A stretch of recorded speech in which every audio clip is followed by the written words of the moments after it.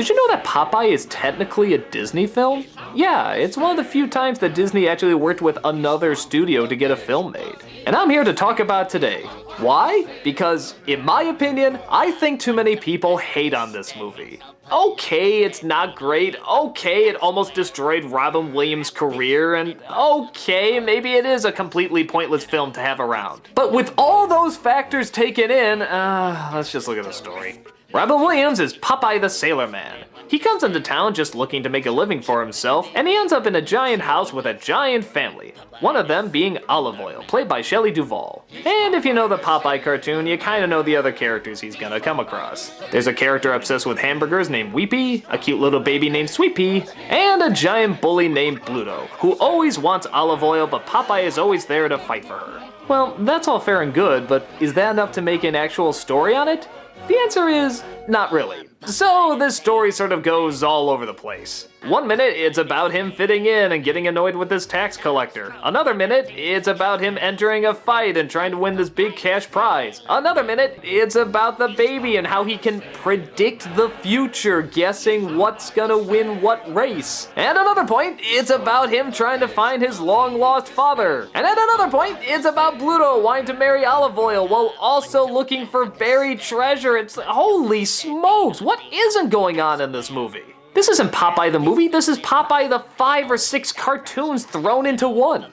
But strangely enough, for all the stuff that is going on in the movie, it has a very laid-back tone. And I think that's sort of what throws people off, but in my opinion, I think it's kind of delightful. All the actors, for what they have to do, portray their parts fine. A lot of it is just them living in this town, interacting off each other, and just trying to make a living. And once in a while, I don't mind seeing a movie like that. In fact, I actually would have maybe liked a little bit more if it was more on the town and they didn't have to go looking for treasure and all that stuff. But on the other hand, it is a Popeye movie and you kinda gotta do something similar to that, you know, rock 'em, sock 'em, eat the spinach, all that stuff. There is a lot of slapstick, and granted a lot of it is kind of slow because, well, you're always going to be comparing it to the cartoon, and it's not going to be as fast as the cartoon, because back then technology wasn't good enough to do that, but I think it's okay, because once again, it is so laid back. That's Robert Altman who directed this, and if you know anything about his work, you know that he usually directs very slow, atmospheric movies. And this movie does have a lot of atmosphere. The Popeye cartoons, when you really think about, are kind of quiet cartoons, at least when thinking of the older ones. Yeah, there's the song in the beginning and end, but they're usually very quiet, and a lot of it is sort of lazily dubbed over, but it kinda didn't matter. It just sort of had its own feel to it, and that's kind of what I think of with this movie. It's just kind of its own weird thing. And I think if it was trying too hard to have so much action and adventure and too many jokes, then maybe it couldn't have worked, but I think because it is so slow-paced and it does sort of go at its own rate, it doesn't bother me. At the very least, it's an artist just sort of having fun with his version of something that was fairly popular. And it didn't feel like it was compromise, he was just sort of telling it the way that he saw it. But does that technically make it a good film?